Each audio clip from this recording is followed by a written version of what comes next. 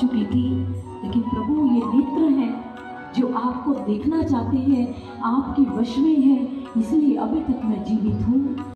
Sir पर कन्हैया के पास जाती है। ये आत्मा और परमात्मा का खेल हुआ है उस द्वापर में सज्जनों। ये कोई शरीर का खेल नहीं है, ये कोई भौतिक परिधियों का संबंध नहीं है। ये हमें समझने का प्रयास करना होगा।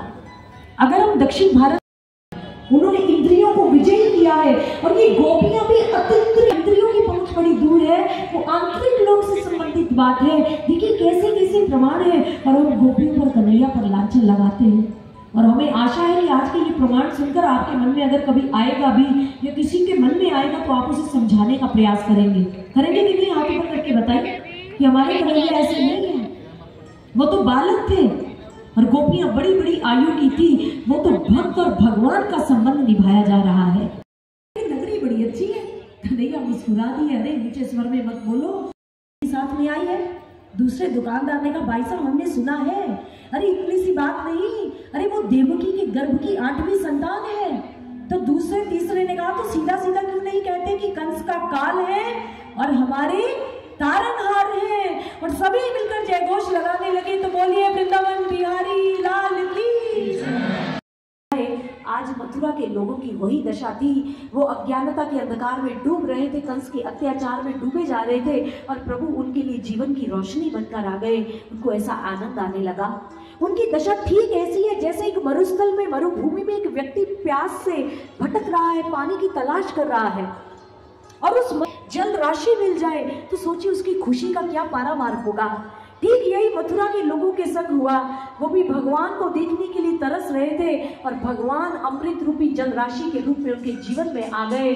बड़े प्रसन्न है लोग। और देखते हैं एक और नीलांबरधारी दाऊ जी है, और दूसरी, तो उन्होंने दृश्य देखा तो वो कहाँ खड़े थे।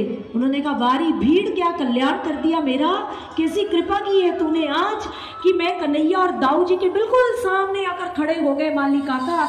और एक पुष्पमाला उन्होंने कन्हैया के गले में धारण करवा दी, और एक दाऊ जी महाराज को नाचने का मन कर रहा है। मैं देख रहा हूँ लेकिन देख रहे हैं कि तुम तो देवता ही मैं अकेले मेरे मारने लगा कि कोई नहीं।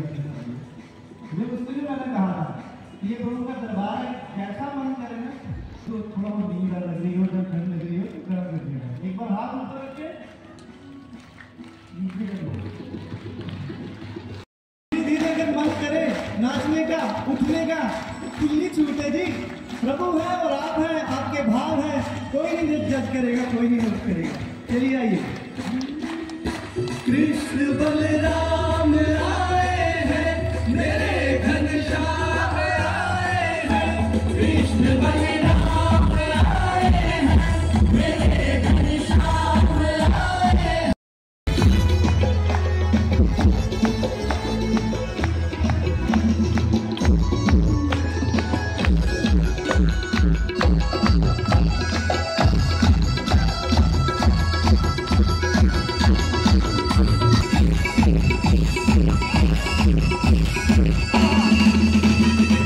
बार बार सब संग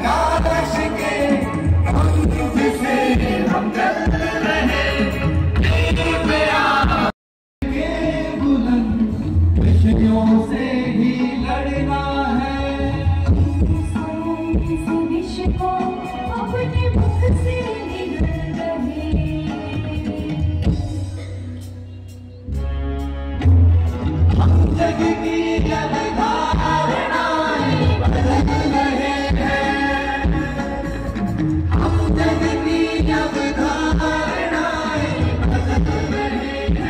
जिन्होंने संकल्प लिया था प्रतिरोज जो उत्सव यजमान थे, दैनिक यजमान थे, वो सब परिवार 24 तारीख प्रातः 9:30 बजे इसी पंडाल में पधारेंगे। दिव्य ज्योति जागृति संस्थान के विषय में सम्मिलित होते रहते हैं अपनी श्रद्धा से, अपने भाव से।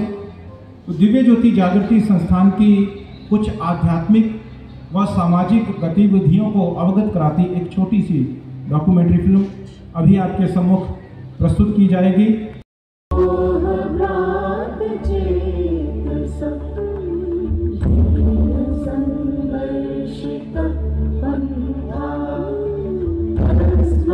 श्री